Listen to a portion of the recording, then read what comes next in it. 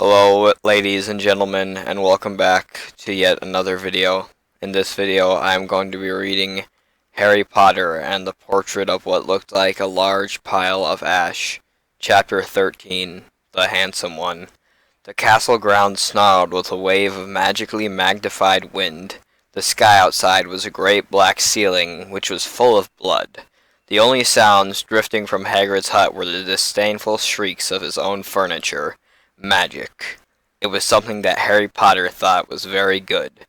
Leathery sheets of rain lashed at Harry's ghost as he walked across the grounds toward the castle. Ron was standing there and doing a kind of frenzied tap dance. He saw Harry and immediately began to eat Hermione's family. Ron's Ron shirt was just as bad as Ron himself. "If you two can't clump happily, I'm going to get aggressive," confessed the reasonable Hermione. "What about Ron magic?" offered Ron. To Harry, Ron was a loud, slow, and soft bird. Harry did not like to think about birds. Death Eater... Why would I? Okay. "Death Eaters are on top of the castle," Ron bleated, quivering. Ron was going to be spiders. He just was. He wasn't proud of that. But it was going to be hard to not have spiders all over his body after all is said and done. "Look," said Hermione.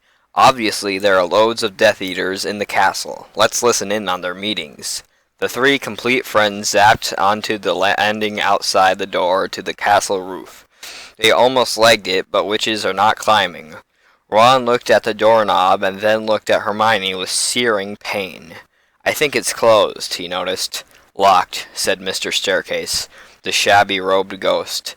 They looked at the door, screaming about how close it was, and asked it to be replaced with a small orb. The password was... "Beast woman!"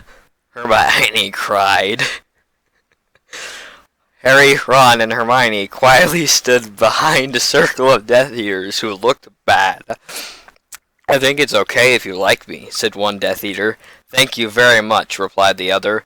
The first Death Eater confidently leaned forward to plant a kiss on his cheek. "Oh, well done," said the second as his friend stepped back again. All the other Death Eaters clapped politely. Then they all took a few minutes to go over the plan to get rid of Harry's magic. Harry could tell that Voldemort was standing right behind him. He felt a great overreaction. Harry tore his eyes from his head and threw them into the forest.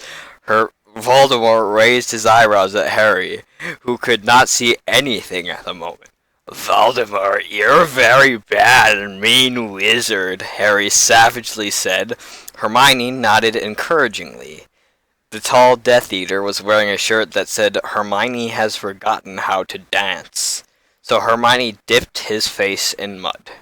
Ron threw a wand at Voldemort, and everyone applauded. Ron smiled. Ron reached for his wand slowly. "Ron's the handsome one," muttered Harry as he reluctantly reached for his. They cast a spell or two, and jets of green light shot out of the Death Eaters' heads. Ron flinched. Not so handsome now, thought Harry as he dipped Hermione in hot sauce. The Death Eaters were dead now, and Harry was hungrier than he had ever been. The great hall was filled with incredible moaning chandeliers and a large librarian who had decorated the sinks with books about masonry. Mountains of mice exploded. Several long pumpkins fell out of McGonagall.